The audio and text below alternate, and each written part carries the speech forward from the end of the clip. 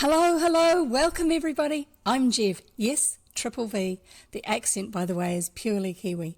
I read old stories for children, so we keep this a family-friendly channel by having bad word blockers, banning bots, and preventing spam. So that means new followers need to wait a few minutes before they can join in the chat. Since these stories are so old, they're now in the public domain, which means they are free to read for anyone and by anyone, the way many Christmas songs are. The digital versions I read are from Project Gutenberg, and you'll find the link for that below. The physical ones are just old books my family has lying around. Sometimes I'll even show them to you.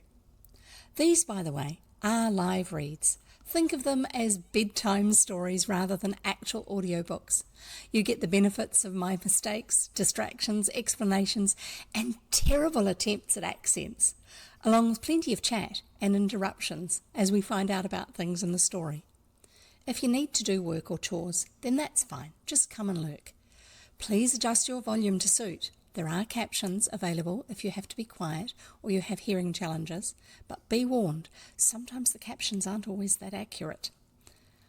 I am a member of the Codex, an awesome group of reading streamers on Twitch. People from many walks of life who share their love of reading, and you'll find links to the Codex reading team and our Discord server below. A special feature of the Codex Discord is the security channel for those of you who stream or moderate. You'll find lots of practical, useful information to help keep your stream and your community safe. So, hang around and come discover adventure with me. You never know what we'll find.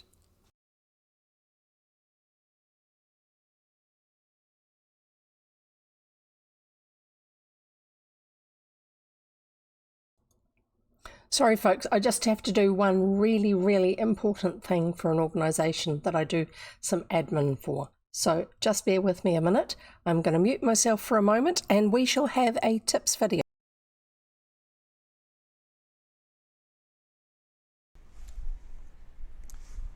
Oh, good day.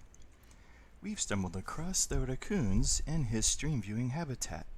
Let's watch as he learns how to better enjoy the stream and make the most of his viewing experience.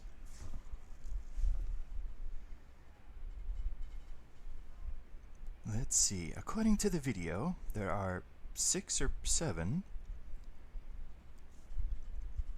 Number 1 would appear to be hydrate. We have our hydration right here. It's important to stay hydrated. It's good mentally and physically, and it's good for your vocal cords, other parts of your body, your mind. And that brings us to number 2. When the streamer does drink, you drink as well. Oh, what's this now? Oh, drinking. Drink. Did you drink now? Oh, you can indicate so by putting the water bottle emoji or thumbs up in chat.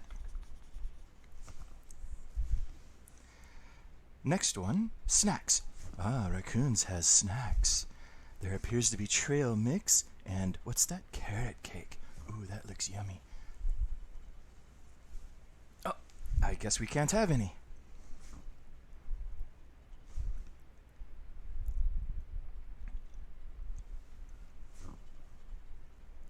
Number 4.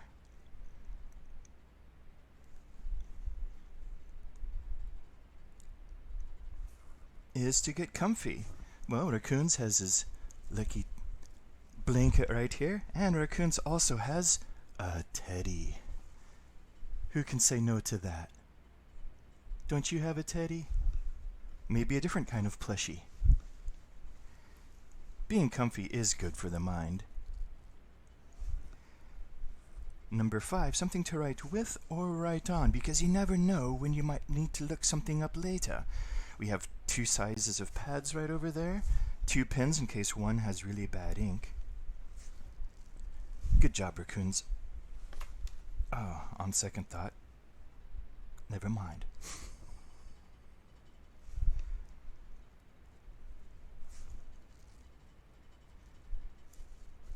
And that brings us to our final point, which is participate in chat. You can do things like type in chat, chat with other people in chat, use commands, play Jev Bingo. Raccoons has his own Jev Bingo card right here.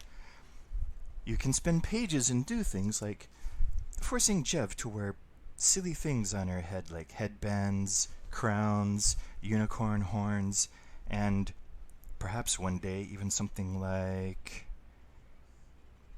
the one that's about to appear, if I remember correctly, unless it hasn't. Did it already happen?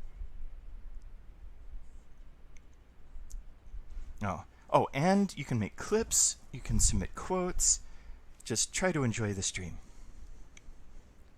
Ah, there's another headband. There we go. So that should do it.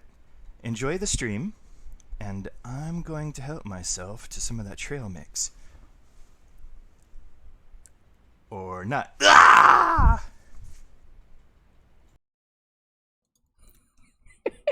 Yes, this is our second Raccoons video, which is why it doesn't have the captions and the numbers, because somebody has to get a better computer to be able to do the proper edits to it. What the computer was capable of once upon a time, it can't handle anymore, sadly. And oh yuck, my hair is still doing weird things. Hang on, I'll just grab my second hairbrush. Do you have a first hairbrush and a second hairbrush? I do. They have different purposes. This one's the bristly one, as opposed to the one that has just the pointy out bits. This one has lots more on their bristles. Right, so how are you? I hope you're all doing really well. I know you didn't need to know about the hairbrush, but you know, sometimes people feel like they need to explain things when they're doing something weird on screen. Right, so if you have, just a warning, if you have come here for a quiet, gentle, well-modulated voice of a reader who is just going to keep everything within certain vocal boundaries and intensity levels, well, I'm sorry, you've come to the wrong place. Because this space is, I react to everything that goes on around me. That's just the way my brain works. And that includes the stories I read. Sometimes I'm like, what? What's going on? And other times it's like, oh, come on, don't be stupid. Don't be daft. Oh, by the way, I know exactly where the brick wall is if it's needed for any head banging. That has been known to happen quite a number of times in some books. Oh, thank you. I'm glad you love reactions, Zyro. That's great to have you here too, by the way. Lovely to have you here. Oh, anyone who was here when I was doing the Placid Plastic Duck stream the other day, last time I streamed, I got followed by Placid Plastic Ducks. Their account. And apparently it is actually the real one. They don't tend to stream from it, so you won't find them on most of the websites that talk about streamers, you know, where you've got a table of different bits and pieces about a streamer and how often they stream and what they stream and stuff like that, because to populate that information, you sort of have to do it a little bit more often. They're so busy writing the game up. Well, at least I think it's them. It looks like them. It's got all the sort of hallmarks of being them. And yes, I am slurping on my coffee. So today we are doing a new book. We are doing Dorothy Dale at Glenwood School. This is the second book in the Dorothy Dale series. Last time we had Dorothy, who's at high school, I guess, or junior high school. I can't remember which it actually is. And her father has the local newspaper. Her father was unwell or away. I can't remember. He was unwell because something happened to him. So she managed to make sure that the latest issue got printed, including actually getting some articles sorted for it. She showed her hand as being quite competent at that sort of thing. She got on very well with the people who work there. The one person who works there. And there were all sorts of adventures, including people who were trying to kidnap or harm other people and stuff like that. So at least we know it's not just a boring girls' book from the 1900s, early 1900s. It was quite interesting. So hopefully this time, this one will be too. I'm not sure. I think she's going to be sent away to a boarding school, but not because, oh, you've been naughty, so I'm going to send you off to boarding school and they'll teach you how to be a decent person. No, not that style of going off to boarding boarding school. I think this is an opportunity that she's going to get because of, it's fiction.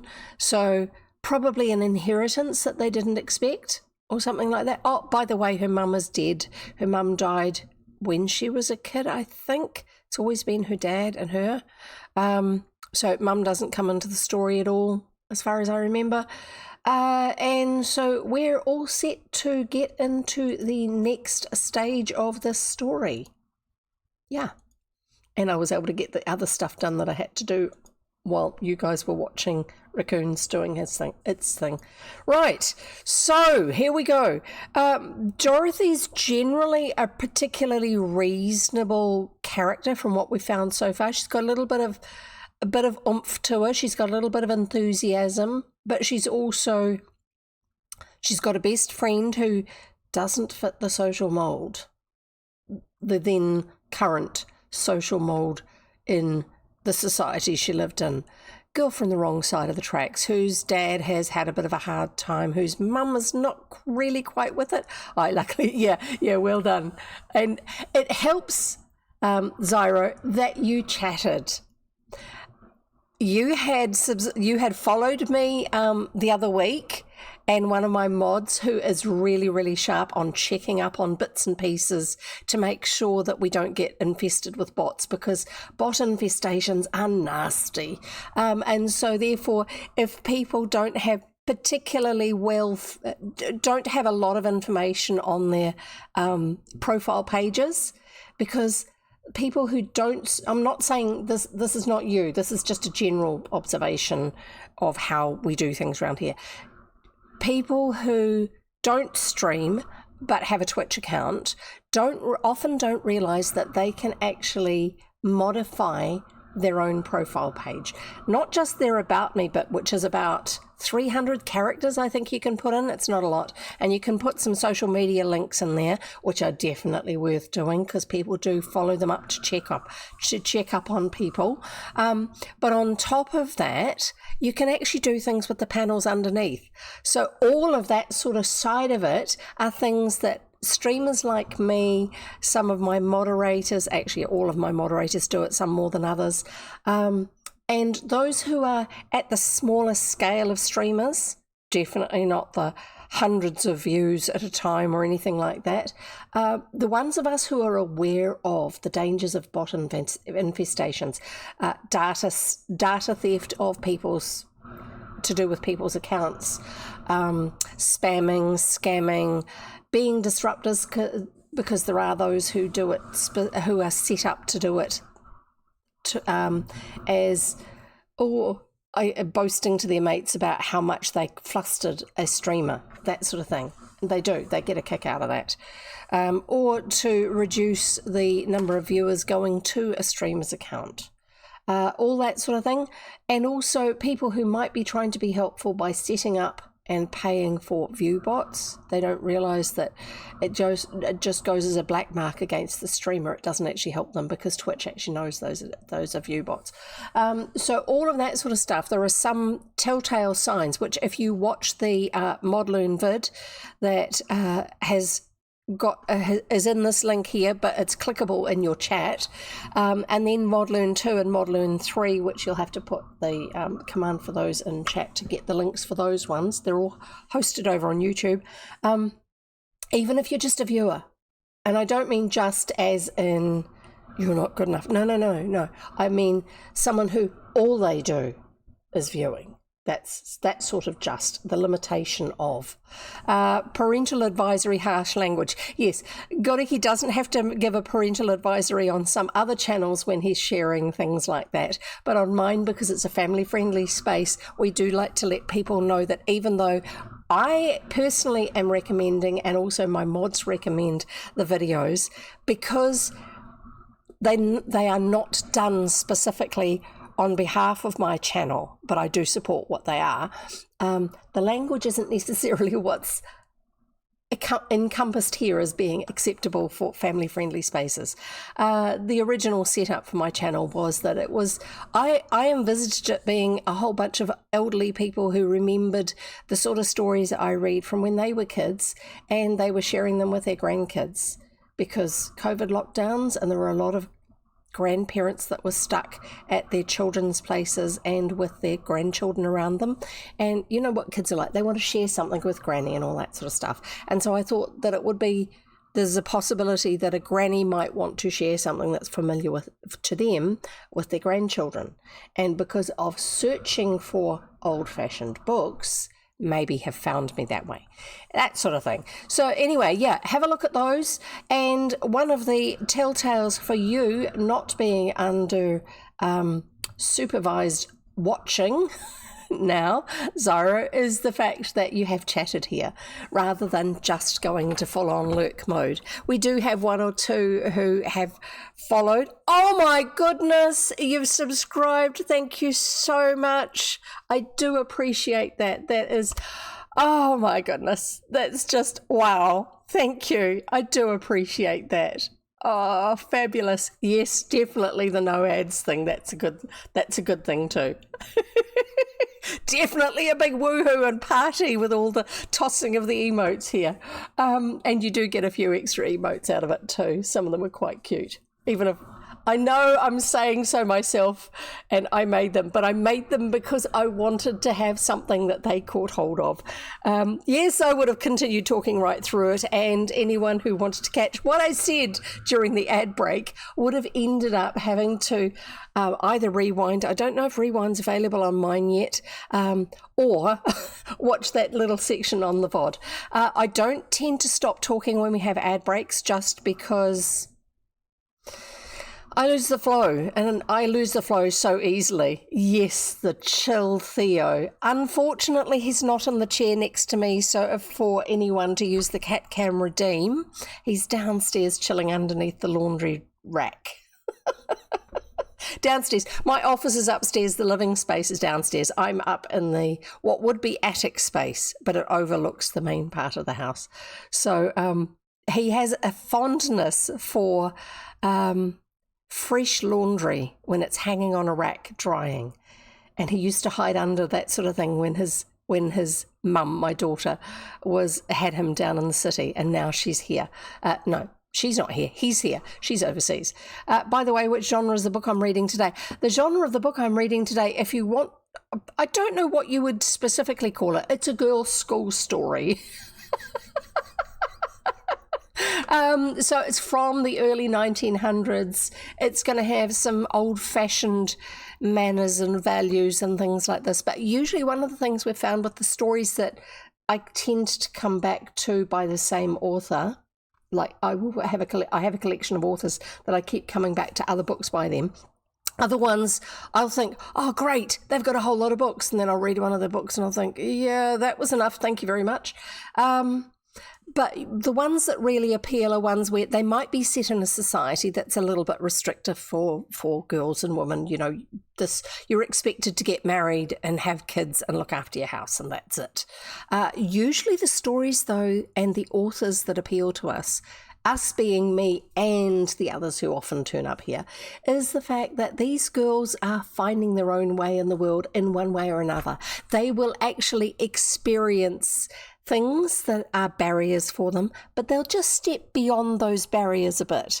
And I think a lot of the time the reasons why authors like this one may have had some opposition from educationalists and moralistic people was the fact that they were just encouraging girls to think a little bit beyond the current limitations that general society at the time was giving them. Slice of slightly fictional school life in the early 20th century. Coming of age.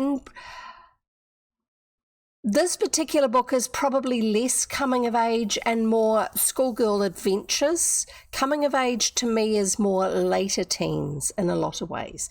But there's a likelihood from it being called Glenwood School, so I'm assuming she's going to be going to a boarding school with an opportunity coming up in the story, that it will be less of the family-based setting and more of the school-based setting where there is a little bit more autonomy amongst the characters. Yeah, no worries about that, not at all.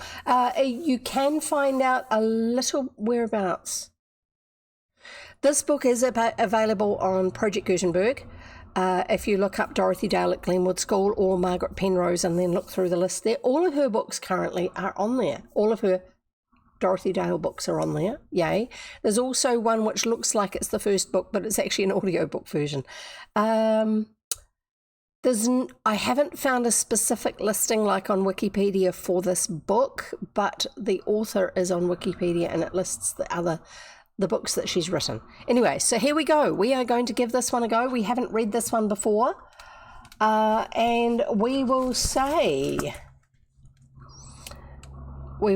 what? We are going to say words along the way, including having these keywords. Now, I don't know if you know about my keywords. We have a drinking game here. It's a water drinking game. It's a way of keeping us all hydrated. So these keywords here, mother, time, and school, are our keywords for this book. We have done word counts to see which ones are likely to have a little bit more traction. For me, I tend to do better with words that are nouns rather than verbs or adjectives or any of those adjacent words, just because I'm more likely to notice them, and I've noticed other people are like that too. So you can use either of these two commands, key or K word, and then put a space and which of these words it is. And both of those commands there will highlight the section so that all of us know that there's a word that I missed that we're meant to be drinking some water with. And also, every time I have a drink on stream of water, you guys do too. That way we stay hydrated. So just to prove to you, see, I have one water bottle that says mother when they're read, not repeated or in discussion. Yes, definitely. Thank you for explaining that. And you did it with so many less words than me. We also have time, and we also have block capitals just because it's my drafting hand, not my scrawl. And school, there you go. So those I do. This is 2 litres, although it's not full. So I don't expect to finish that. I would be a bit concerned if I do finish that. I don't think we've got that many words in the book. Dorothy Dale at Glenwood School. Let's get on with this. Where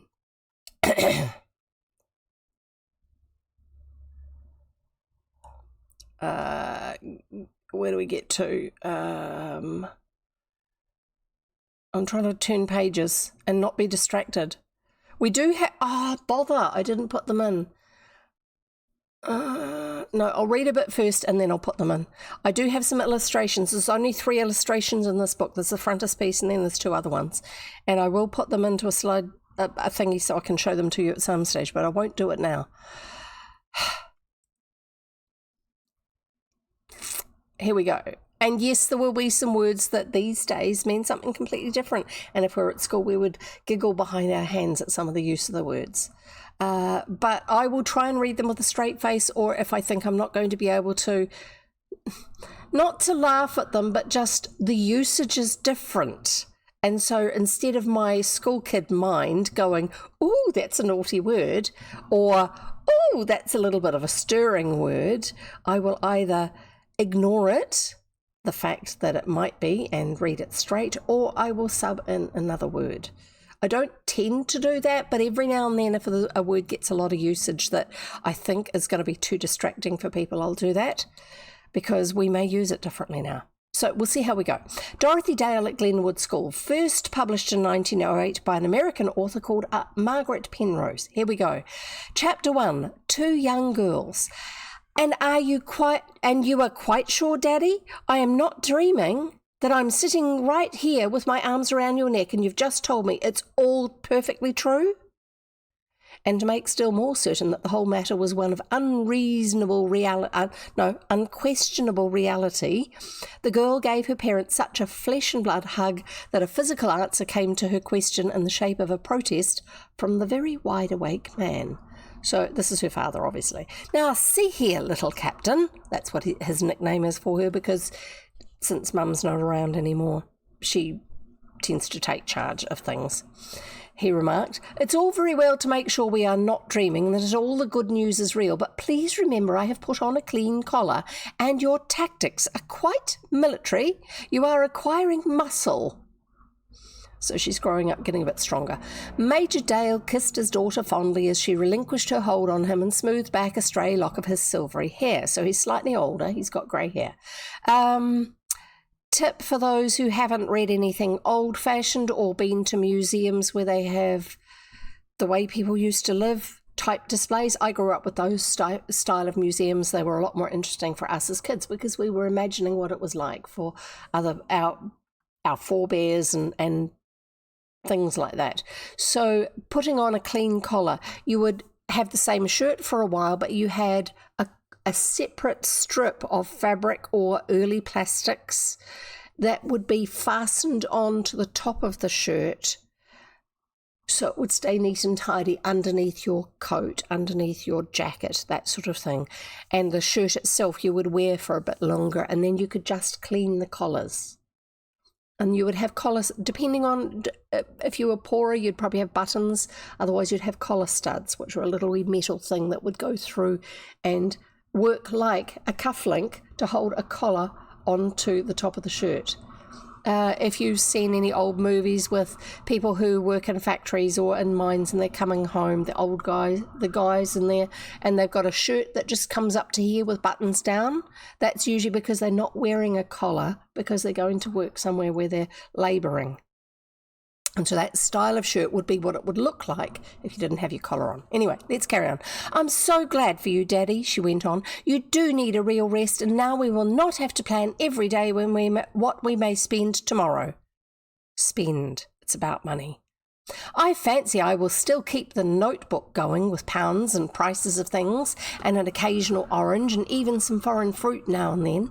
Dear me, I feel the good of that money already. We can have so many luxuries, no more scrimping and patching.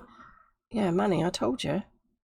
But, daughter dear, interrupted the Major, you must not imagine that mere money can bring happiness. It depends entirely upon the proper use of that commodity. We must always exercise good judgment, whether $1 or $100 are involved.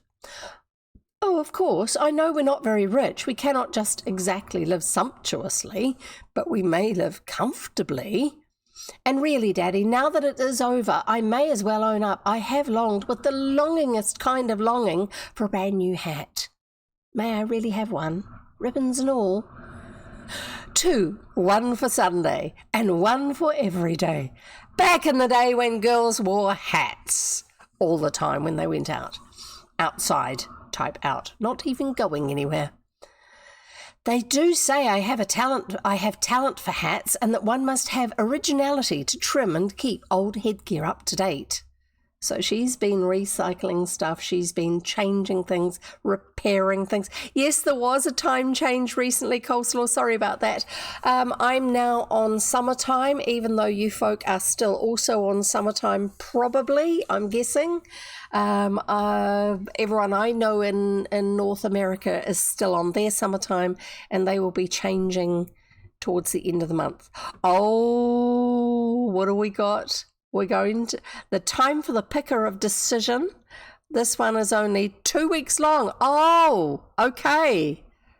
So what have we got? Oh, and if anyone who wants to check what time I'm going to be streaming, if you Crown Pink, I know which one that is and where it is. Yay, we're winning. If you look on my schedule page, it will correct the time zone for you, for where you are looking, unless you're using a VPN that puts you in another part of the world. Here's Crown Pink. And yes, it does have lights, but it's a bit distracting, so I don't use them.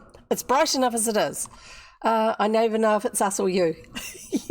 yeah, I know that feeling completely. So here we go, Crown Pink. Actually, it does go straight, but I just always seem to put it ever so slightly on an angle. But like, who was it? Jughead, who used to always put his hat on at an angle. Right. Oh, thank you for that link for the schedule. Goriki, that's good. Egg timer. I'm going to turn on the egg timer. I know what I'm doing. Yeah, right. Oh no, now we've got loud motorbikes going up and down the road.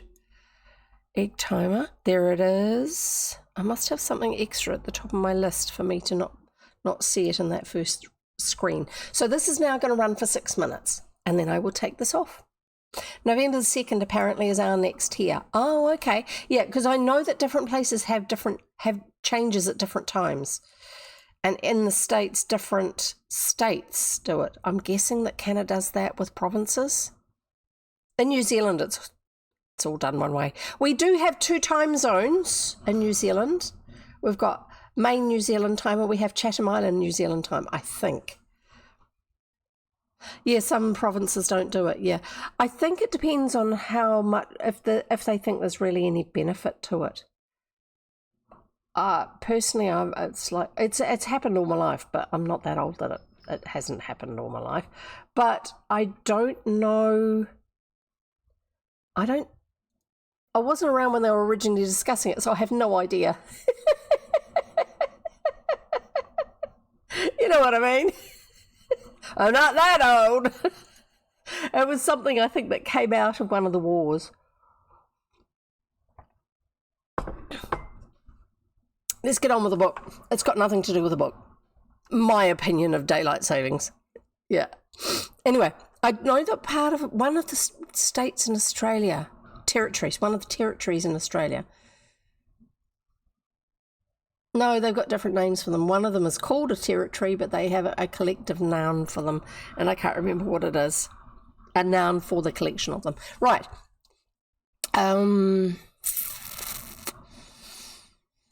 They do say I have a talent for hats, and that one must have originality to trim and keep old headgear up to date. So, Daddy dear, perhaps someday that hint of talent may develop.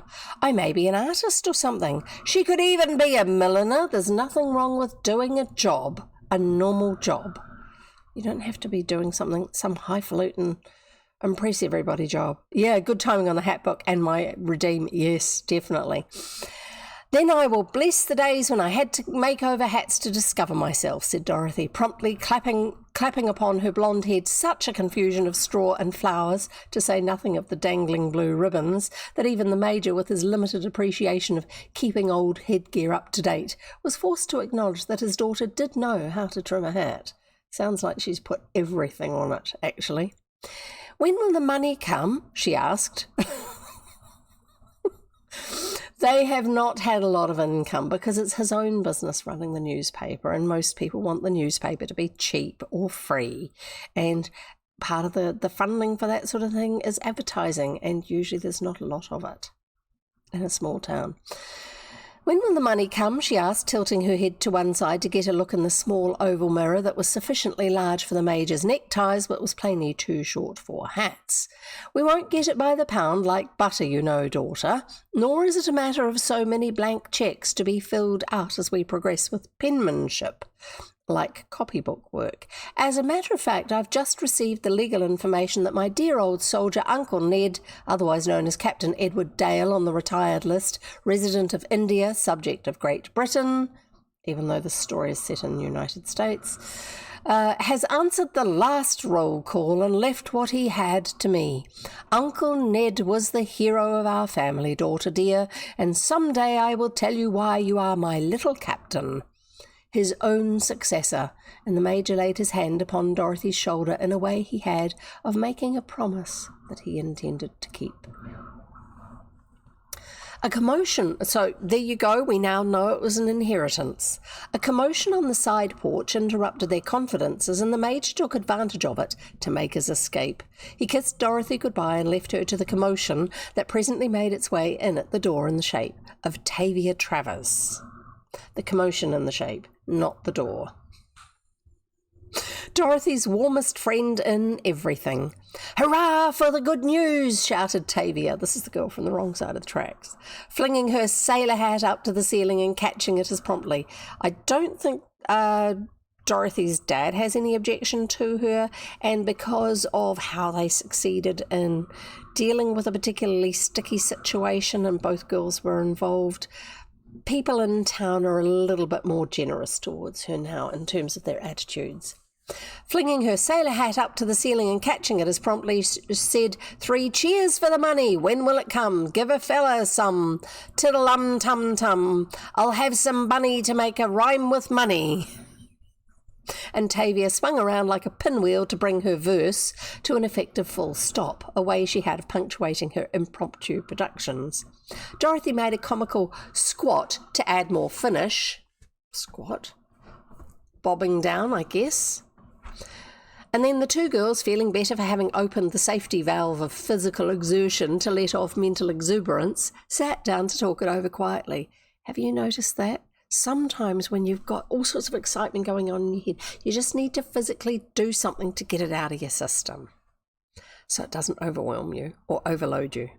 Are you perfectly positive, certain, sure that it's just you, Dorothy Dale, and no fairy or mermaid? Began Tavia, settling herself among the cushions on Major Dale's sofa. Of all the delicious, delectable things, to have a rich old uncle die way off in India where you don't even have to make your nose red at his funeral, and to leave you $1 million. Oh, not quite $1 million, interrupted Dorothy. Oopsie, let's take off this before I forget, unlike last time, and also turn off the loud buzzer, or whatever it is. Because I don't wear headphones, I don't know what it sounds like most of the time. When I do have it on, I get a big fright, like when I'm playing a game. Let's carry on. Oh, not quite $1 million, interrupted Dorothy. Something considerably less than that, I believe.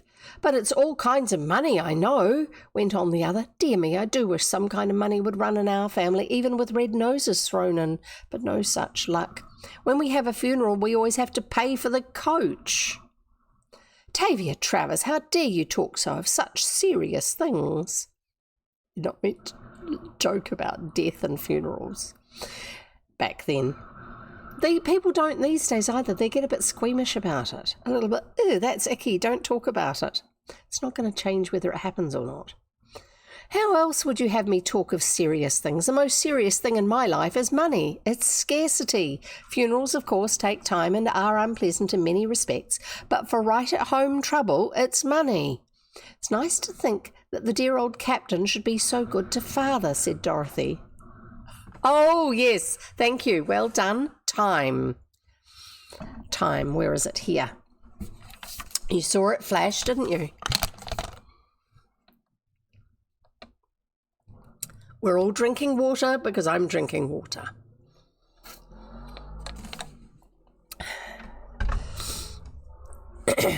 Father was always his favourite relative, and he particularly liked him on account of his military honours. Well, he ought to, of course, put in Tavia, for your father keeps the name Dale up for military honours. But what in the world are you going to do with all the money? Don't, for goodness sake, go away for your health and other things and leave poor me here to die here with nobody nor nothing, said the girl, bursting into make-believe tears. My right ear randomly is not working well since I woke up, and I'm getting old. So it's a left ear stream for me tonight. Oh, that's frustrating. So I will sometimes have that, and sometimes it's just because there's a little bit of fluid build up inside, and it just takes ages and ages before it relieves itself. Like if you've been sleeping on that side. Or even just like an ear infection or blocked nose, and it travels up and bothers it. Indeed, said Dorothy, we can enjoy the good fortune in no place better than in dear old Dalton and among our own good friends. Dalton's the name of their town. And she put her arms affectionately about Tavia. But one thing has been definitely decided upon. You're going to buy the Harvey mansion?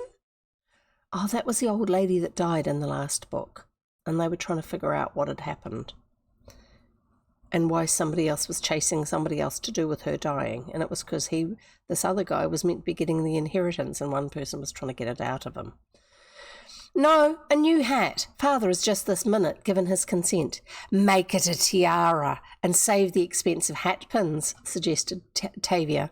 No, I have a hankering for a Gainsborough, the kind the lady hanging over Aunt Winnie's stairs wears. The picture queen, you know.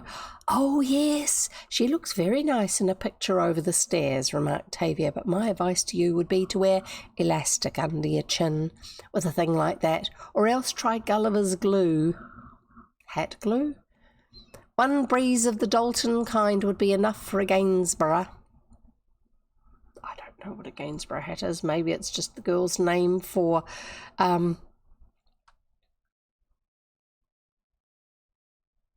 style of hat that's based off a Gainsborough painting, I would guess. I don't know. Odd. You shall help me pick it out, agreed Dorothy. In the meantime, don't sit on the only one I have. I just left it on the sofa as you came in. As if it isn't the dearest, sweetest thing now, exclaimed Tavia, rescuing the mass of perishables she had unwittingly pressed into something like a funeral piece. Oh, exclaimed Dorothy, I did like that hat. And so did I, declared Tavia. That hat was a stunner, and I deeply regret its untimely taking away. It went to pieces without a groan. That comes of having a real leghorn. I could sit all over my poor straw pancake and it would not as much as bend. Couldn't. It would have no place to bend to. You could never wear anything that would become you more than a simple sailor, said Dorothy. Oh, her, with the air of one in authority. And if I had your short locks, I would just sport a jaunty little felt sailor all summer. But with my head. Jaunty doesn't go, I quite agree with you, said Tavia. Picture lady, your head is cut out for picture hats. I quite agree with you, picture lady. Your head is cut out for picture hats. I don't know. Another positive evidence of money running in your family. My head was cut out for economical pattern. Lucky thing for me. And Tavia clapped her aforesaid sailor hat on her bronze head at a decidedly rakish angle, while Dorothy busied herself with a thorough investigation of the wreck of her own headpiece. As told, here we go. I will not explain to you what happened previously. I'm pretty sure this is a Stratemeyer Syndicate book, and so therefore we're going to get that, and that's also why they dropped us right in the middle of something interesting happening, so we'd keep reading. As told in Dorothy Dale, A Girl of Today, the first book in this series, these two girls, Dorothy Dale and Octavia Travers, were school friends, home friends, and all kinds of friends, both about the same age and both living in a little interesting town called Dalton in New York State. Dorothy was the daughter of Major Dale, a prominent citizen of the place, while Tavia's father was Squire Travers, a man who was largely indebted to Dorothy for the office he held, inasmuch as she had managed in a girl's way to bring about his election. In a girl's way. Yeah, thank you very much. Squire seems to be kind of like a town sheriff role. I don't know about New York and the way they used to run things. Squire usually just means someone who is not a servant, not enslaved, and doesn't have any other title, but may actually own a little bit of land and farm it. English background. Tavia had a brother, Johnny, quite an ordinary boy, while Dorothy had two brothers, Joe, aged 9, indentured servitude, that's the one, indentured servitude. Dorothy had two brothers, Joe, aged 9, and Roger, aged 7 years. There was one other member of the Dale household, Mrs. Martin, the housekeeper, who had cared for the children since their mother had been called away. I think that means died. Because we never get the implication that she's expected back any time, or where she is and what she's doing, so I'm pretty sure it's just a euphemism for dead. She was that sort of responsible aged woman who seems to grow more and more particular with years, and perhaps her only fault, if it might be termed such, was her excessive care for Roger, her baby. She went up to the farm. Her baby, she insisted, for to her his 7 years by no means constituted a length of time sufficient to make a boy of him. The children called Mrs. Martin Aunt Libby, and to them she was indeed as kind and loving as any aunt could be. Dorothy had an aunt, Mrs. Winthrop White, of North Birchland in summer. Oh, of North Birchland. She lives in North Birchland in summer. She's an aunt in summer? She's Mrs. Winthrop White in summer? No. Sorry, the grammar is just, it's not the way my brain works. Not this particular grammar. Mine's not doing that well at the moment. Just overloaded, that's all. Dorothy had an aunt, Mrs. Winthrop White, of North Birchland in summer and of the city in winter, a woman of social importance, as well as being a most lovable and charming lady personality. What's with the gendering of someone being nice? I have no idea what this author's about. A visit of Dorothy and Tavia to the Cedars, Mrs. White's country place, as related in Dorothy Dale, the first book, but they don't elaborate, was full of incidents, and in the present volume we shall become still better acquainted with the family, which included Mrs. White's 2 sons, Ned and Nat, both young men well worth knowing. Hint, hint, I think. Dorothy and Tavia might well rejoice in the good news that the Major had so lately been informed of, for the acquirement of means to Dorothy would undoubtedly bring good times to Tavia, and both deserved the prospects of sunshine and laughter. For alas, in all lives, even those scarcely old enough to take upon their shoulders the burden of cares, there comes some blot to mar the page, some speck to break the glorious blue of the noonday sky. Now, as we get going in the book, she's going to get a little bit less wordy, this author. I do remember that the first few chapters of the other one, she was doing really complicated sentences and big words. And then as you got more and more into the story, she was doing less of that. And I'm hoping that as we go through the series, that will actually overall happen, not just as you get into the book. Waiting for the breasted boobily down the stairs, she walked womanly down the stairs moment. Yes, definitely. That one you can drink twice for. Oh my goodness. Right, Dorothy Dale was not without her sorrow. A wicked man, Andrew Anderson by name, this is also still referencing the previous story, had come into her life in a mysterious way. Dorothy had befriended and in her own way helped back to a day of happiness an unfortunate man. See, bad grammar. Well, old grammar. Miles Burlock. This man had for years been in the strange power of Anderson, but before it was too late, Dorothy had helped Burlock break the chains of strong drink that seemed to have bound him to the evil companion, and for this interference she had suffered. She was now the object of Anderson's hatred. No, is he going to be in every book, is he? Anderson was after the money that Miles Burlock had to leave at his death.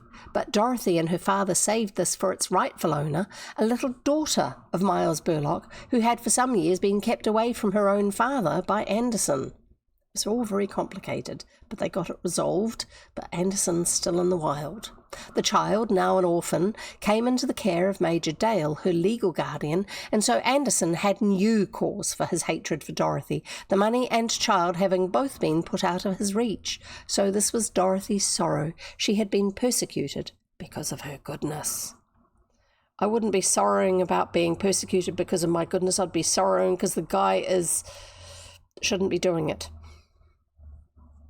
No one who knew Tavia Travers would have considered her capable of worry. She was as light-hearted as air, with a great facility for mischief and a hankering for fun. But she did have a worry, a fear that someday Dorothy Dale might pass out of her life and end the attachment that came in childhood and waxed strong with girlhood.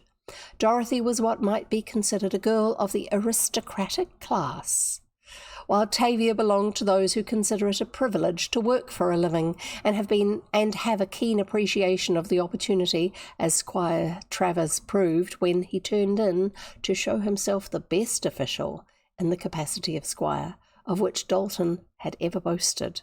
That's because he was elected because he did the work well, not because he was somebody's mate. Now, a new danger threatened Tavia. Dorothy would be almost rich. Would that help to break the ties of love and friendship between the girls? Not that Dorothy could ever change in her sincere love for Tavia, but might not circumstances separate them?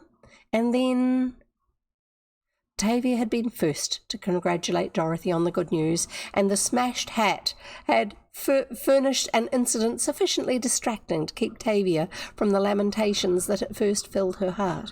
Hence it has been necessary to take the reader through her sentiments in a very much less interesting way than Tavia herself would have disclosed them. She had a way of saying and doing things that was inimitable and amusing, if not entirely elevating. Then you think you will stay in Dalton? Asked Tavia, finally, as Dorothy succeeded in pulling the smashed hat back into some kind of shape, if not the right kind. Why not? Said Dorothy. Are there not plenty of good people in Dalton? Oh, there are a few perhaps. There's me and Johnny, but we're not out yet, and you'll be looking for society friends. Out. Up over a certain age, going the transition from being a teenager to being a young adult and being seen out and about in society. Early adulthood, so not quite that stage. Excuse me, itchy. Yes, I'm good, thanks. We're not out yet, and you'll be looking for society friends, because she comes from an aristocratic background, people with position in society. And so the assumption has always been that they're not making more of that because there wasn't the money to. That's at least Tavia's assumption. Well, here's good luck to you with your Indian millions, and don't forget that in your poorest days I used to lend you chewing gum. And at this, Tavia threw her arms around Dorothy in a warm embrace, as if striving to hold to her heart and keep in her life the same old darling Dorothy, in spite of the new circumstances. Say, sis, exclaimed Dorothy, do you realise that this is the very day you are to go on for an automobile ride with Nat White? That's Dorothy's cousin. And that you are to go in the same machine with Ned White? Of course I do, you selfish girl. So taken up with common money that you never notice my get-up. Look at this. Tavia drew from the folds of her skirt a cloud of something. Automobile veil, she said, giving the flimsy stuff a turn that sent it floating through the air like a cloud of smoke. Splendid, declared Dorothy. So an automobile veil. I'm going to wait until we get to the usage of it. I'll try to, before I explain, because I probably don't need to. Glorious, remarked Tavia. The real thing. I found it in an old trunk among dear old Grandma Travers' things, and Grandma loved it dearly. I persuaded Mother to let me inherit it, and smell. Putting the grey cloud of silk to Dorothy's face. That perfume is lavender. Grandma always used it. What a dear old lady she must have been, said Dorothy, looking over the dainty article critically. You're not really going to wear it, she faltered, realising the value of such an heirloom. No, I'm not. But you are. There, Doro. Darling, it's a gift from you, from me. You will always keep it and love it. I'm telling you now, you're going to love it. She didn't say that, but I did, but that's the intention. Indeed, I will do no such thing as to take your dear grandma's things. You must always keep this yourself. But I want you to, Doro. It will make me happy to know I've given you something good, something I have loved, and something you will love for me. There. And she put the scarf over Dorothy's blonde head. You look like an angel. Grandma herself will be proud all the way from heaven to see this fall upon the shoulders of one so worthy in face and heart. And the two stood there clasped in each other's arms. Oh, okay, yeah, I'll keep reading. And the two stood there, clasped in each other's arms, the silvery veil of love falling about the shoulders of both, and binding all the way to heaven in its folds of sweetest lavender, the hearts of two young girls. Florid prose much? Chapter 2, The Firebird. Whoo! Outside sounded the strident honk honk of an automobile horn, followed by a series of explosions, like a Gatling gun in full operation, as Ned cut out the muffler, threw off the clutch, and brought the machine to a stop at the door. I'm not going to try and explain all those different terms in there. Old cars work differently to modern cars. More honk honks called Dorothy out to welcome her cousins, and presently Ned and Nat and Dorothy and Tavia were chattering merrily on the porch as the big machine puffed and gasped after its long run from North Birchland to Dalton. We'll go right off, insisted Dorothy, as in head off on our trip, so as to get all the ride we can. It's such a beautiful day. I only have to grab up the lunch basket, and Tavia's all ready, has been waiting, in fact, as Tavia readjusted her sailor, being her hat. and endeavoured to look spick and span as she had looked before the series of embraces and other disturbing activities upset her rather perishable toilette. Nothing wrinkles like freshly ironed gingham. Okay, right. I'm not even going to comment on that. I just realised that the gingham that I know has all been polyester, not cotton. So that'll be part of it. Tavia used to have really long auburn hair. And in the last book, one side of it got burnt off. And so she now has her hair cut short, which was unusual back then. But it seems to really suit her, apparently. Freshly wrinkled gingham style.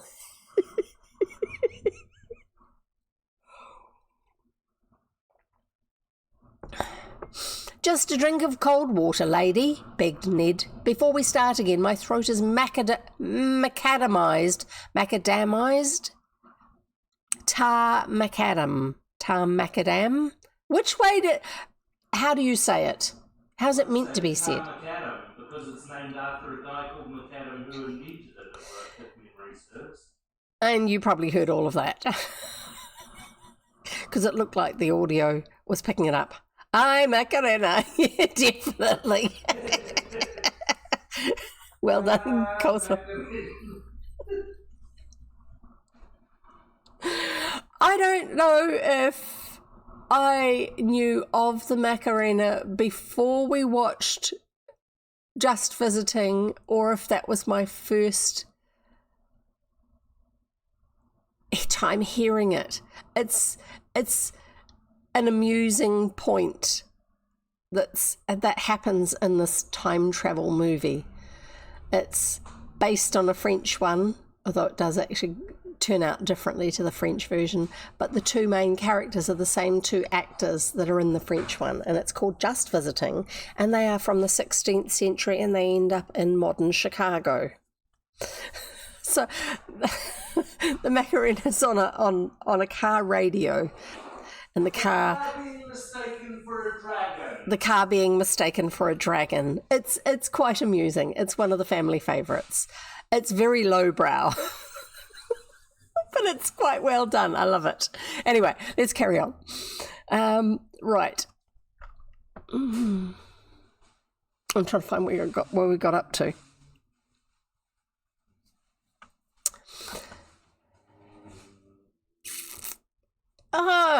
I'm looking for that word. Oh, there. I was going to jump too many paragraphs. My eyes are veritable kaleidoscopes and I feel like a mummy generally. Why, of course, apologised Dorothy. You must want a rest after that long dusty ride. Come into the sitting room and we'll try to refresh you. Just plain water, please, insisted Ned, and then we'll start off. Tavia lost no time in bringing a pail of fresh water, Nat doing the bringing while Tavia smiled approval and encouragement. It is a matter of such importance to carry the pail just so when one really wants a perfectly fresh drink and not a glass of bubbles, and Nat was seemingly so anxious to learn all about well water, all that Tavia could tell him. Oh, he's from a rich family. They probably have town water. Not well water. Oh, that movie, Jean Reno and Christian Clavier, the guy who plays Napoleon in some series. Anyway, yeah, they're the key characters in it. And another one that's funny and quite good but doesn't have Christian Clavier in is Wasabi. It's a French movie. You might want to have a disclaimer for, your audience. These are not...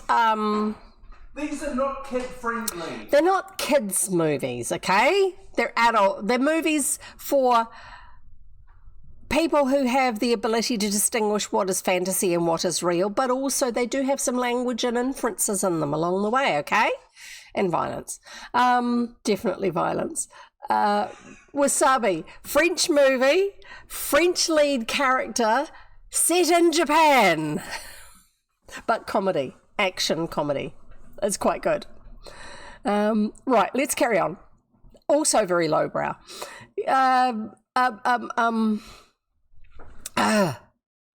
Come on, called Nat impatiently from the side window. We want the water in time to get away before nightfall.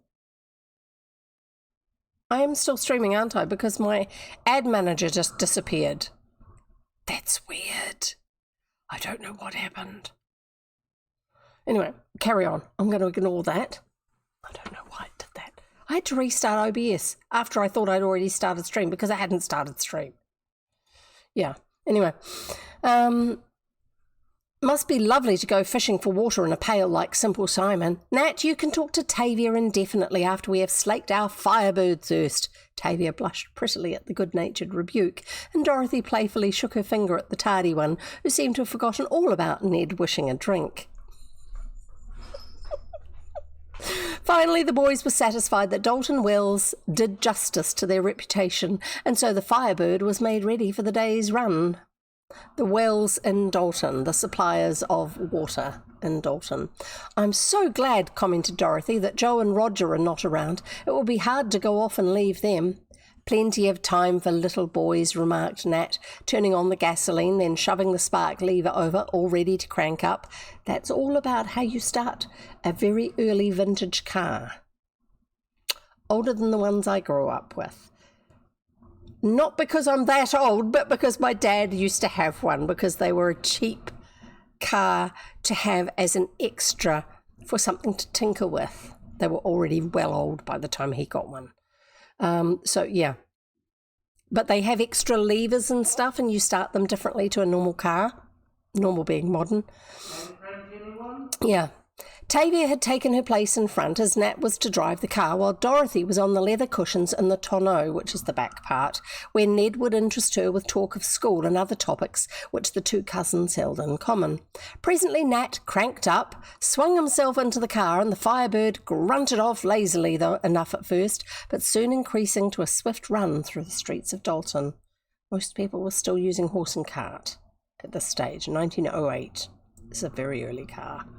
Isn't it splendid? Tavia could not refrain from exclaiming enthusiastically. Yes, answered Nat, but I believe there is something in swift motion that unbalances human equilibrium. Oh my goodness. Are we going to get all this comment about whether or not it's healthy to be in a car, in a vehicle going that far? They used to say that about trains. People will die of suffocation because the trains will go so fast, and humans are not meant to go faster than a horse can gallop, even though the early trains couldn't. No, yes, answered Nat, but I believe there is something in swift motion that unbalances human equilibrium. The madness of motoring would make a study. Dorothy would be proud of me, could she hear me talk so learnedly, he said, smiling at his own seriousness. But I do really believe half of the unaccountable accidents might be traced to the speed madness. Or for a start, they haven't actually developed over time quite the same instinctive way of handling things as you do on a horse, if that's what everybody's always used. And then on top of that, it's like, wow, this is a bit of a buzz. Yeah. Does feel dreadfully reckless, said Tavia, realising something of the power of speed and taking off her sailor hat before the straw piece made away on its own. I think it would be like flying to be in a real race. Not for mine, answered practical Nat. I like some kinds of a good time, but I have too much regard for the insurance company that saw fit to give me their promise to pay, to trust my bones to the intelligence of a machine let loose. There's something so uncanny about a broken neck. That's a good point. Yes, and you don't benefit from the insurance. Only others. A toot of the horn warned passers-by that the Firebird was about to make a turn. That's what you used to have to do. You used to have to toot before you went round a corner, in case there was somebody around the corner, so they could get out of the way in time. Tavia bowed to those on the walk. Nat touched his cap. Who's the pretty one? He asked, looking back just a bit rudely at Tavia's friends. Alice McAllister, the nicest girl in Dalton, except Tavia Travers, finished Nat politely. Well... Well, she does look nice. Better get up a lawn party or something and invite her. And incidentally, ask Nat White. My dad was always about to turn a corner then. Tooting. Was he going beep, beep, beep of the vehicle, or was it a personal toot? Dorothy leaned forward to whisper to Tavia that Alice was going out Dighton way to play tennis, and that Alice had told her she expected to win a trophy, and this was the game to decide the series.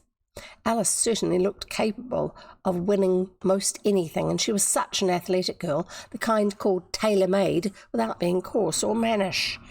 Oh dear. I'm glad I didn't live back then. Then the Firebird flew on, out over the hill that hid Dalton from its pretty suburbs, and then down into the glen that nestled so cosily in its fringe of pines and cedars. Nat slackened speed to allow the party full enjoyment of the shady road.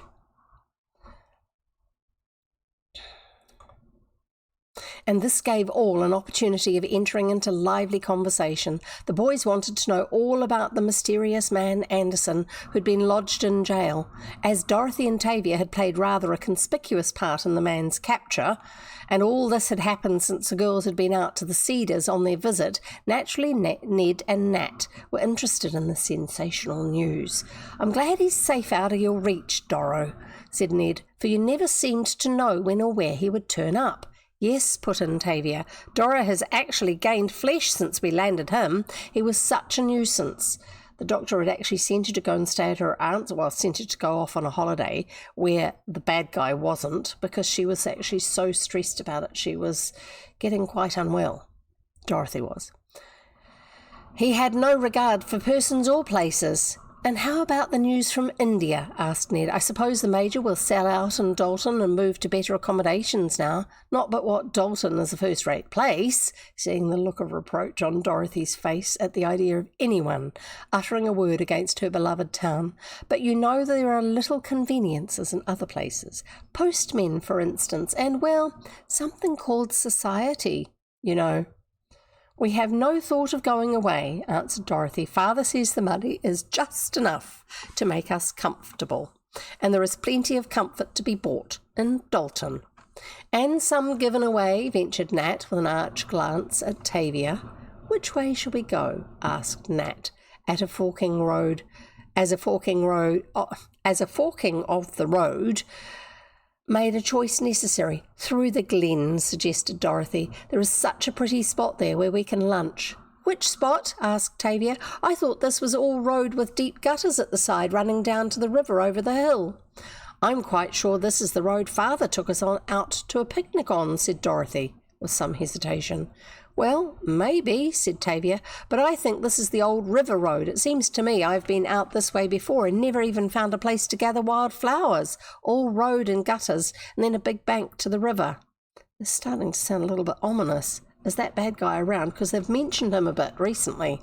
"Let's try it anyhow," decided Nat. "It looks nice and shady." So the turn was made to the left, and presently another turn rounded, and then another, until both Tavia and Dorothy lost all sense of location. "We'll wind up somewhere," declared Nat, when the girls protested they'd be lost if the machine were not turned around and brought back to the river road. "This is such a tangle of a place," insisted Dorothy, "and we really might not meet a person to direct us."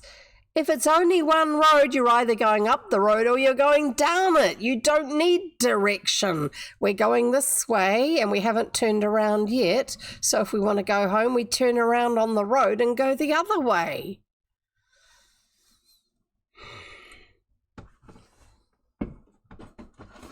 Logic. I'm just getting this handy in case I need it, because people seem to not want to use theirs sometime. "Then we will keep right on and run into the next state," joked Nat, to whom being lost was fun and having an adventure the best part of a ride. For some time the Firebird, it's obviously the name that they've got for the vehicle, flew along, the beautiful August day adding a wonderful charm to the tender shade of the oaks that lined the road, and through which just enough sunshine peeped to temper the balmy shadows. "I'm hungry. Must be lunchtime," said Dorothy as they reached a pretty spot. "Let's stop here and eat." "Let's," agreed Nat, slowing up the machine. "What do you suppose this road is for?" asked Ned, as neither the rumble of a wagon wheel nor any other sound broke the stillness that surrounded the party. "For instance," suggested Tavia. "Or for maps," said Ned. "For instance." The road is, for instance? I don't know.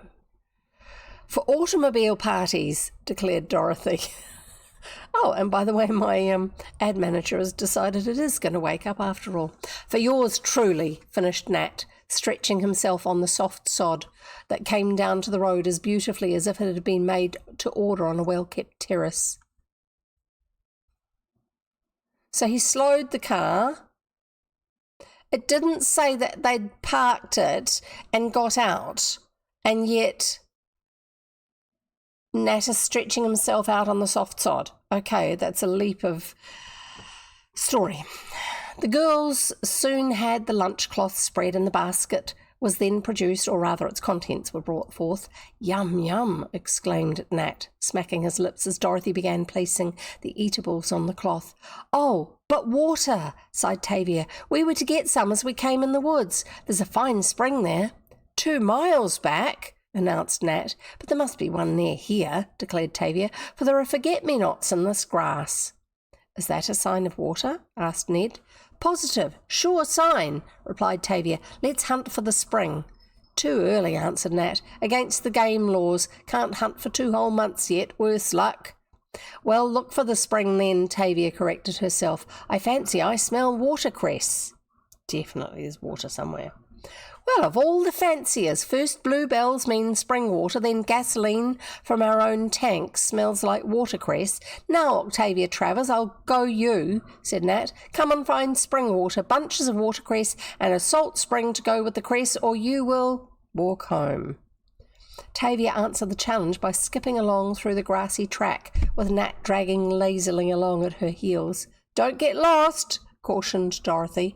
And don't expect us to watch this food all afternoon, said Ned, as the two disappeared over a bank on the still hunt for water and perhaps watercress. Tavia knows everything that grows, remarked Dorothy to her cousin. I think it's so interesting to have a practical knowledge of nature. And quite convenient when it comes to lemonade with water, answered the boy. It's odd Nat is like that too. He always knows things about things when things are shy for a feed. I don't know. Likely he'll bring... Excuse me. Oh, very sudden itch of my nose. Likely he'll bring back a small-sized patch of the vegetable kingdom.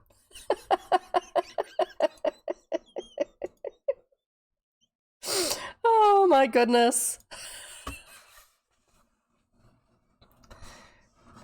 Meanwhile, the explorers were making discoveries at every glade. There, called Tavia triumphantly.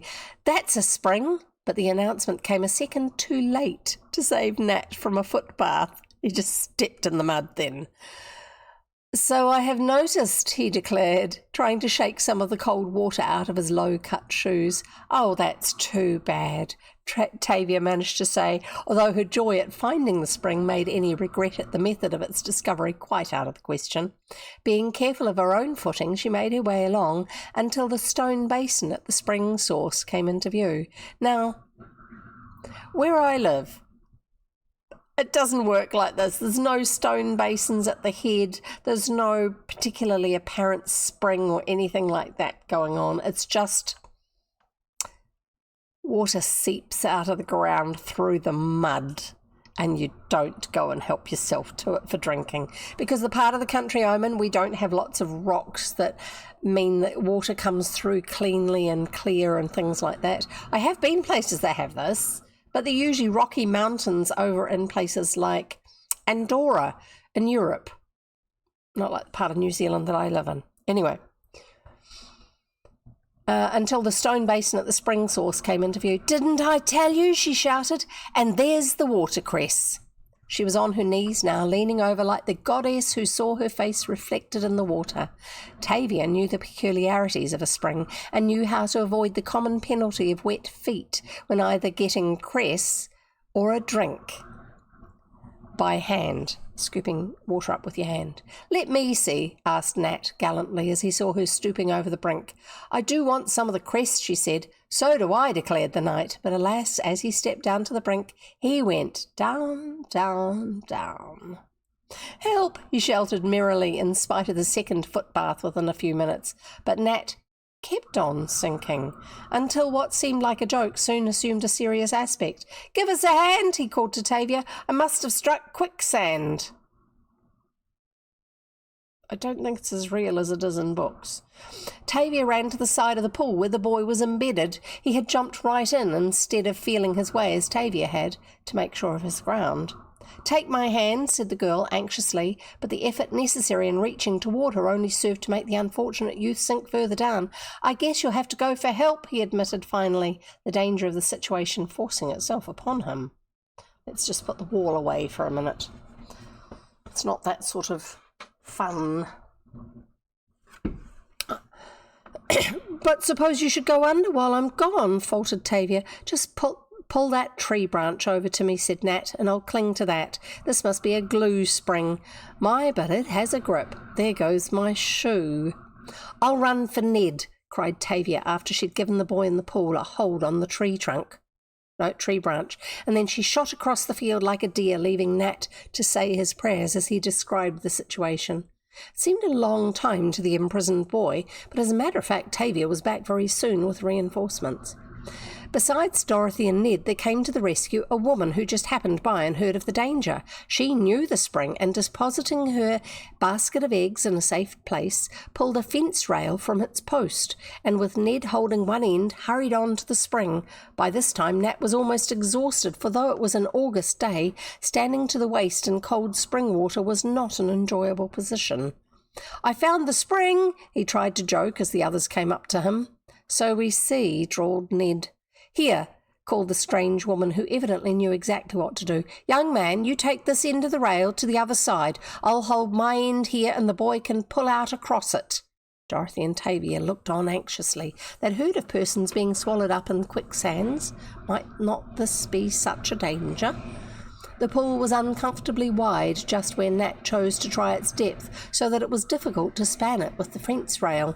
"Easy now," called the little woman in the big sunbonnet. "Take hold first, then draw yourself up." Nat was only too anxious to do as he was told. It did seem so good to have something solid within reach once more. But tug as he would, he could not extricate his feet. "Guess some Chinaman has a hold of me," he said, trying to make the best of his predicament, like his feet were through to China. I think that's the reference there. "Wait a minute," called the farm woman. "There now, you take the rail to the top of the spring and get down on it. Then you," to Nat, "swing right up on it. Now there, you've got it. Hold tight. Come here, young girls. Quick, pull all together. There you are." And at that moment a very muddy form was dragged from the spring. Nat was on dry land again. I'm going to guess that that's the area in the bottom of the pool where the water is actually coming up through the mud and sand and everything else. That's why it's so soft to be able to go down into it. It's a rather odd setting. Chapter 3. A queer spring suit. "Don't stop to talk unless you want to get the chills from that spring," urged the little country woman in the big sunbonnet, "but just chase across that field as fast as you can. If we're not on the road when you get there, keep right on running. It's the only thing. Then I'll see what I can do for you in the line of clothes. Sam hasn't got much, but they are clean." Nat stood shivering. The mud had relieved him of both shoes. "Run along," ordered the woman. "I tell you, I know all about the kind of chills that come from that spring water. Why, we don't even eat the watercress out of it this summer. So many folks that did eat it were taken down." That means there's some microbe in there that's making people sick. "My son Sam had a spell. The doctor stuck to it. It was swimming, but I knowed better. It was eating that poison watercress." By this time Nat had followed directions and was going across the fields as fast as his uncomfortable legs would carry him. Tavia was running also. She felt it was her duty to stick by Nat and get to the road with him in case he should need any help. Dorothy could not hide her dismay. Nat might get cold. He certainly had spoiled some good clothes, and the automobile ride would not be as pleasant now. How could it be with such a soaked boy at the wheel? And he was sure to stick to his post, him being the driver. "Isn't it awful?" Dorothy remarked to Ned as they hurried along after Nat and Tavia, while the countrywoman jogged on ahead of them. "Nothing of the sort," he contradicted her. "It will add to his general knowledge, and what an experience it will be when it is handed out to the fellows. Nat frequently has a way of making narrow escapes. Chances are some subterranean monster held him down in that spring. Oh, that accident will just be pie for Nat." And his brother laughed at the possible story Nat would concoct about his spring bath. Breaking through the clump of bushes that divided the field from the road, Nat and Tavia could be seen racing up and down like a pair in training. "That's right," called the woman. "Just cut across there to that house. I'll be there almost as soon as you." And in truth, the farm woman was no slouch, as Ned expressed it, for she tramped along at such an even pace that Dorothy found it difficult to keep up with her on the rough roads. The farmhouse was of the typical old-fashioned kind, long and narrow, like a train of cars sidetracked, Ned thought. Vines that had become tired creeping clung tenaciously to windowsills and broken porch rails, while clumsy old apple trees leaned lazily toward the stone house, although they were expected to keep their place and outline a walk to the garden. "Come right in the kitchen," invited the little woman. "I'll go upstairs and get the clothes, and then the young man can wash up a bit. Sam always keeps plenty of clean water in his room in summertime. Ain't so particular about it in winter." Nat hesitated on the doorsill, although the place presented that crowded and almost untidy scene so common to back doors in the country. The room within was clean and orderly, and Nat had no idea of carrying his mud through the apartment.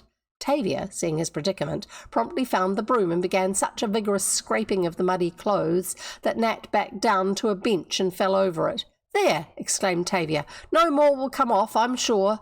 "So am I," gasped Nat. "I wonder, well, never mind, you brushed me all right. If you ever want work, just let me know." The woman who had introduced herself as Mrs. Hardy was at the door now and ordered Nat to come in at once. "For clothes," she began. "I left our Sam's brand new pair of overalls. They hain't never been on him, and I thought they'd be better than anything else for summer. Then there's a clean soft shirt, and you won't need no coat, as it's a sight too warm today for coats. Them sneak shoes Sam only bought Saturday night." Sneak shoes, sneakers. "He likes to wear 'em to picnics, and there's not to be one tomorrow evening." "Oh, and there's to be one tomorrow evening." Nat seemed unable to thank the woman. He really felt so miserable physically and so confused mentally that his usually ready wit forsook him.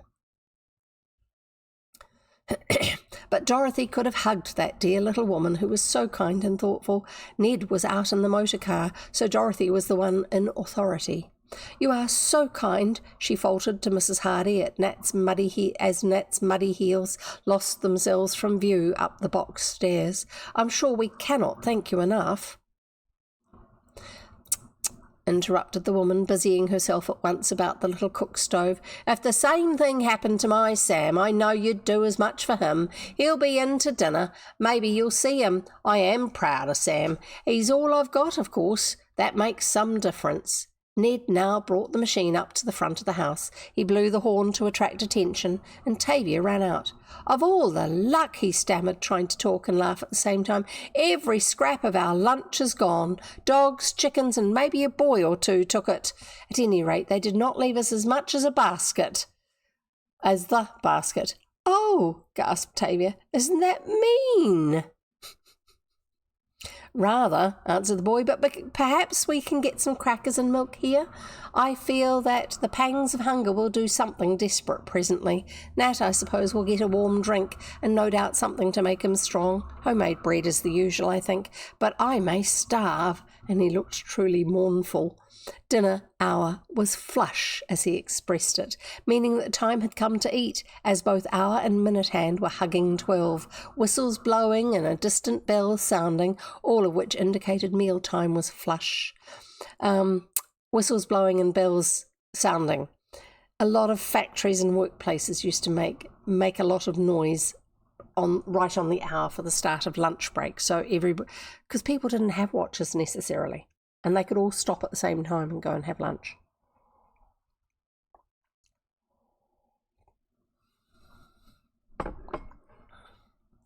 "What's the matter?" asked Dorothy, coming around the house.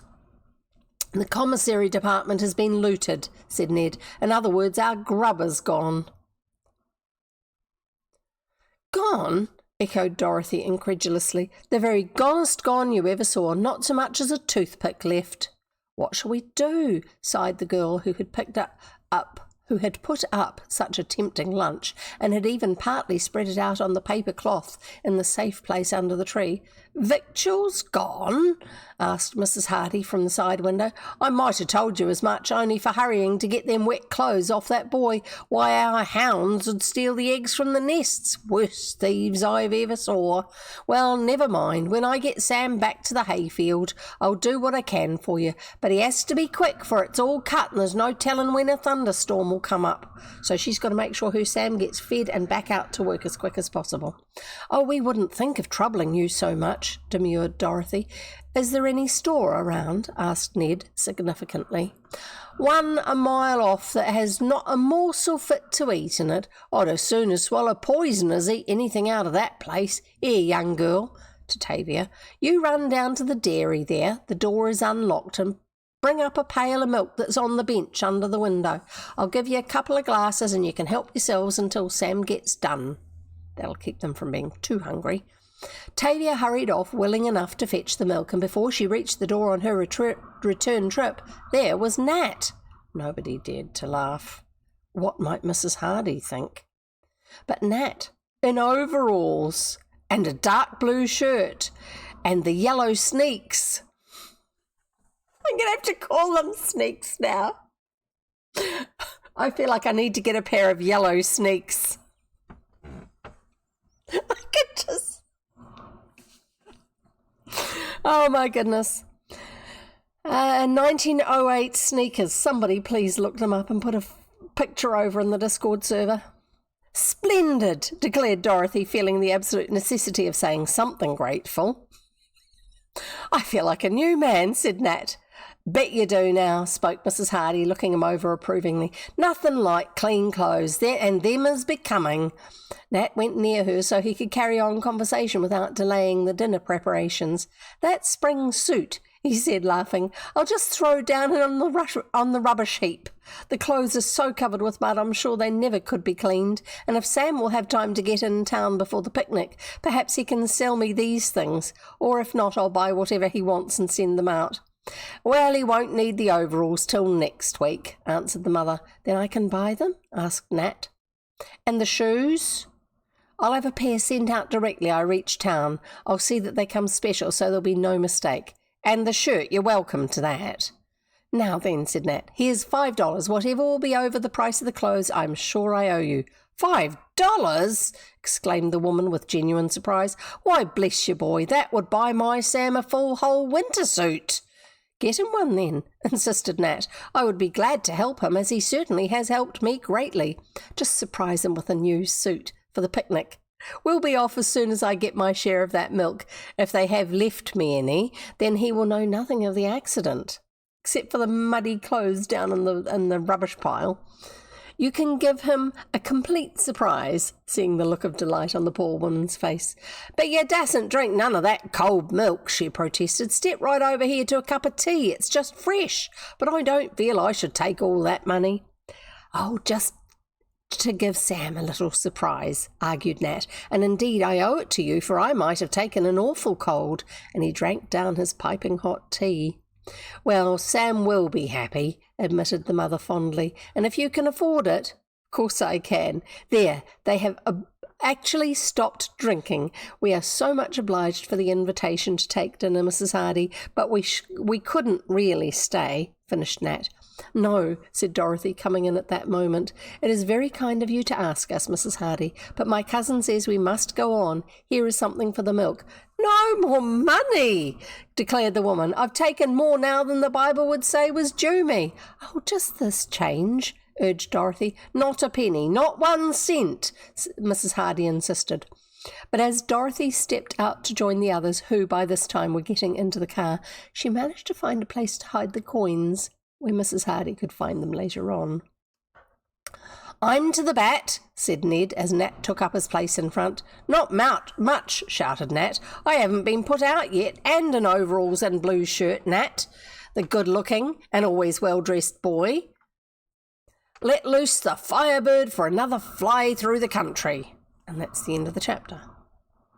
The wording on these is sometimes a little bit weird. Chapter 4. This is probably the last chapter for today. Chapter 4. A Day of Dangers. Oh no. What do you suppose will happen next? Asked Dorothy as the automobile sped along the narrow road through a woodland way. Don't tempt the fates, cautioned Ned. We can always get enough trouble without beckoning it. It was good sport meeting the little countrywoman and all that, said Nat, but I must admit I did not enjoy the mud bath. I have heard of mud baths and sanitariums. Do you suppose they are that kind? No, you're not going to sink and keep sinking. Oh, no, laughed Ned. They perfume the mud and mix it with bay rum. Then they allow it to trickle down your spinal column to the rhythm of your favourite poem, so many drops to so many feet. I'm not going to that one. I'll never forget how you looked when you came up on that rail, declared Tavia merrily. I have heard of such things, but that is the first time I ever saw anyone really ride a rail. Tarring and feathering. Put them on a rail and carry them out of town so no one gets sticky. And my initial performance, I assure you. Well, do not be so painfully faithful as never to forget my appearance. I think you might sympathise with a fellow. But Tavia only laughed more heartily. She declared he could not have been drowned. Of course it was wet and cold and muddy, and he might have fallen and not been able to get to his feet again, remarked Dorothy with apprehension. I'm awfully afraid of mysterious accidents, and who can tell what is at the bottom of a spring? For expert testimony, replied Nat, apply to Nathaniel White, Esquire. He is in every way qualified. Oh, I say, my knee. Ouch. Can't move it. And he winced in pain. Let me get there, insisted Ned. You may take a kink somewhere and make us turn turtle. Besides, you will not get so much breeze back here. So they're now swapping seats because Nat's finding his knee is uncomfortable. Nat was easily persuaded now, for the fact was he did not feel at all comfortable. The mud bath was getting in its work, so the machine was stopped while he got in the tonneau and his brother took the place at the wheel. Put this dust robe around you, ordered Dorothy. You may miss your coat in spite of the day, for the wind is sharp when we cut through the air this way. I do hope you will not be ill. Never! That race Mrs. Hardy gave me, or made me take, saved my life. But it's pleasant to change seats. Ned will get a lot of laughs from Tavia, and I will enjoy a chance to talk with you. So the little party dashed along until a turn in the road brought a row of houses into view, and presently among them could be seen a sign that indicated eatables were for sale there. Both girls and boys went in to do the buying. So keen were their appetites now that each preferred to do his or her own selecting.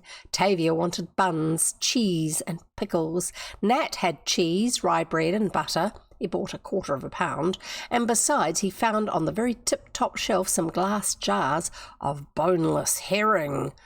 Oh my goodness, such lavishness. Yum, yum, it's unbelievable. Let's make a regular camp dinner, suggested Ned. Buy some potatoes and sliced bacon. Make tea or coffee. In what? Asked Dorothy. Oh, yes, that's so. We did not bring the lunch basket. By the way, you have not seen the basket Mother received for her birthday. It has everything for a lunch on the road. A lamp to cook over, tea and coffee pot, enamelled cups, plates, good sharp knives, the neatest things, all in a small basket. Mother never lets us take it out when we're alone. She thinks so much of it.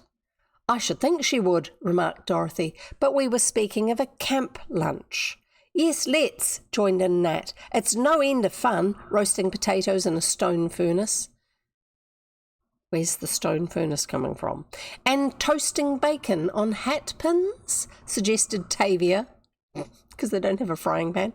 So it was agreed the camp lunch should be their meal, Dorothy and Ned doing most of the work of buying and finding things fresh enough to eat in the old-fashioned dusty store, while Tavia and Nat tasted pickles and tried buns until Dorothy interposed, declaring if either ate another mouthful before the real meal was ready, they would not be allowed a single warm morsel. "Just one potato," pleaded Nat. "I do so love burnt potatoes." "And a single slice of bacon," urged Tavia. "I haven't had that kind of bacon since we were out at the Cedars, and I think it's so delicious." "Then save your appetites," insisted Dorothy, "and help with the work. No looking for fresh spring water this time. Nat, carry this bottle of milk. Ned has paid for the bottle and all, so we will not have to come back with the jar." Yes, in the old days, if you were buying a bottle of milk or something else like that, there was a charge for the glass container, and you got that back when you returned the container to the shop. Or if you were doing a regular usage through someone, you'd pay for it initially, and then it would keep on working. You'd keep on using it because you'd pay your deposit for the original bottle. And you wouldn't have to pay for a bottle every other time, any more times, because you'd already made that one initial payment, but you would return your empty bottles. The paper bundles were finally put into the car, and then turning back to the woodland road was not difficult to find a place suitable to build the campfire and set table on a big stump of a newly felled tree that Tavia said made her more hungry than ever, for the chips smelt like vinegar and molasses, she declared. The wood chips. So pleasant was the camp life our friends had embarked upon, they did not notice how far the afternoon was getting away from them, and before they had any inclination to start out on the road again, the sun had rolled itself up into a big red ball and was sinking down behind the hills. "Oh, it may be dark before we get back to Dalton," said Dorothy in alarm. "We should have started an hour ago." "But the potatoes are not done," Tavia reminded her, "and we never could have left without eating them after carrying cords and cords of wood to the oven." "Get aboard," called Nat. "I'll take the wheel now, Ned. I'm entirely thawed out." So they're going to leave the potatoes to burn in the remains of the fire, I guess. It had certainly been a delightful day. Even the accident at the spring was now merely an event to laugh at, while the meal on the big chestnut stump beside the campfire had been so enjoyable, and now all that remained was the pleasant ride home. That is all that appeared to remain. What was the chapter called again? Let's just bookmark that in case I have difficulty finding the right page. A Day of Dangers.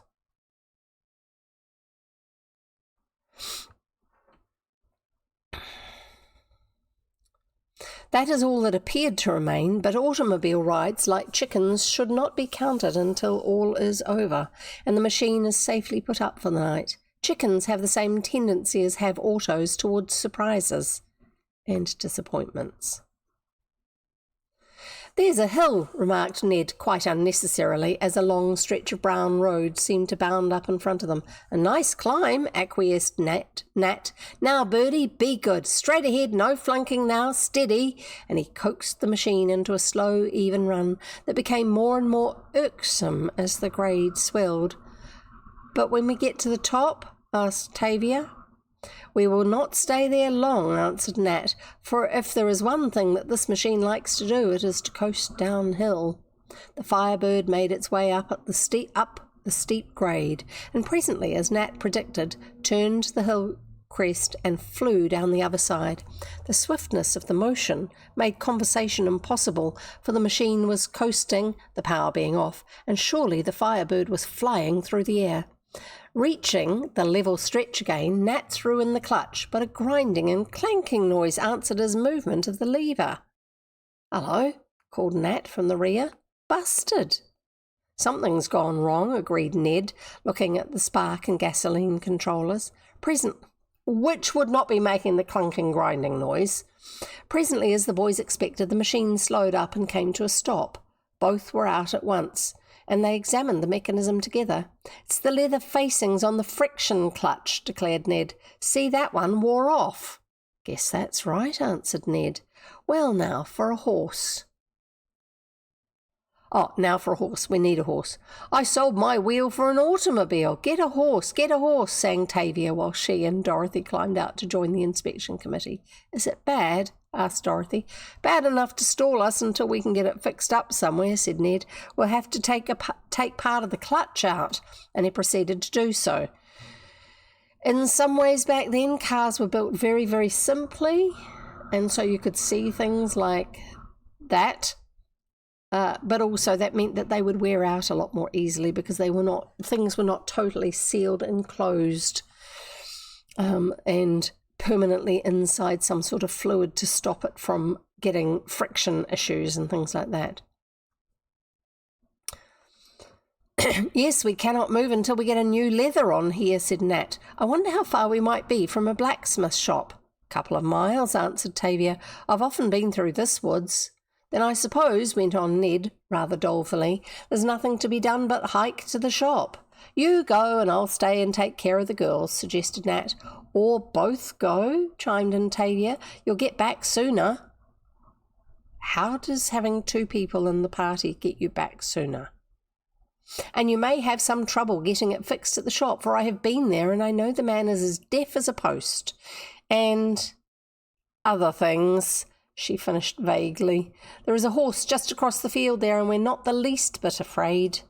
"If it will hurry the work, you'd best both go," Dorothy added. "As Tavia says, there's a house just across the field, not a horse." I was thinking they're going to steal someone's horse. "As Tavia says, there is a house in sight, and we could run there if anything came along to scare us." "Well, trot along, Nat," commanded Ned as he took up the piece of the clutch. "This is sure your busy day. I'll race you to the bend to make good time, and I assure you, young ladies, we will not be one moment longer than necessary away from you." "We are so very fond of you," joked Nat, "that every moment will be unto us an hour." "Oh, come on, quit your nonsense if you're going to run." But before Ned had finished, his brother had gained quite a handicap and was making tracks through the glen and then out again into the open. "Isn't it lovely?" said Dorothy, getting into the disabled machine after the youths were out of sight.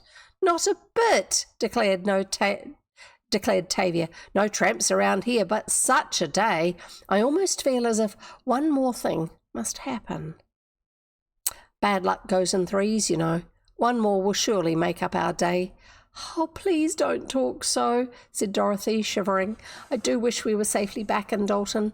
And the boys gone back to the Cedars. Well, I would rather have the ride ahead of me than to have it all ended. It is so nice to have good times. Sometimes I think I'll just run away and see what there is to do and observe outside of that stupid old Dalton," exclaimed Tavia. Because her experience has not been as good as Dorothy's because of growing up without money. "Tavia," said Dorothy's voice, and Dorothy's voice betrayed how shocked she was at the very thought of such a thing as running away. "How can you talk so?" "Oh, it's all very well for you, Doro. You can have and do as you please, but poor me, I must be content." "Tavia, I'm sure I heard someone coming," exclaimed Dorothy. "Quite likely. This is a common road, you know. We have no fence around it. But suppose it should be some rough person." "Some poor person? Is that what she means?" "If we don't like his looks, then when he comes up we can run," said Tavia coolly. "And leave the car? Can't take it with us, surely. The guy won't be able to drive off in the car because they've got the clutch plate." "The boys have." "Can't take it with us, surely." For a few moments neither girl spoke. Dorothy had never gotten over the frights she had received when the man Anderson followed her for the purpose of getting information about the Burlock matter, and every trifling thing alarmed her now. He'd actually tried to choke her. "It's a man," said Tavia, as the form of a heavily built fellow could now be discerned on the path. "Oh, and he has that same kind of hat on," sighed Dorothy, referring to the hat previously worn by Anderson. "And it really does look like him," Let's run. We've just about time to get to that house. Come out this side. There, give me a hand. And Tavia, glancing back to the figure in the road, took Dorothy's hand and urged her on over the rough path until Dorothy felt she must fall from fright and exhaustion. The road to the farmhouse was on a little side path, turning off from the one followed by the boys on their way to the blacksmith shop. Having once gained the spot where the roads met, Tavia stopped to look back at the car. "I declare," she gasped, "he's climbing into the car." Sorry, itchy eyelid. "Oh, what shall we do?" wailed Dorothy. "Can't do a thing but hide here until the boys come. We can see him if he gets out, but if we went over to the house, we might miss the boys, and they might run right into his arms." "Oh," cried Dorothy, "I'm so dreadfully frightened. Don't you suppose we can get any help until the boys come?" "Not unless someone happens to pass, and this is a back road. No one seems to go home from work this way." "Oh, if only someone would!" And Dorothy was now almost in tears. "Just see," exclaimed Tavia. "He is examining the front now. Suppose he could start it up." "But he cannot," Dorothy declared. "If the car worked, the boys would never have left us here all alone." And again she was dangerously near shedding tears. "There now, he's getting in again. Well, I hope he stays there until someone comes," said Tavia. "Isn't it getting dark? And if the boys do not get back, oh, perhaps we'd better run straight on. We may get to some town. We would be running into deeper woods, and goodness knows it's dark enough here.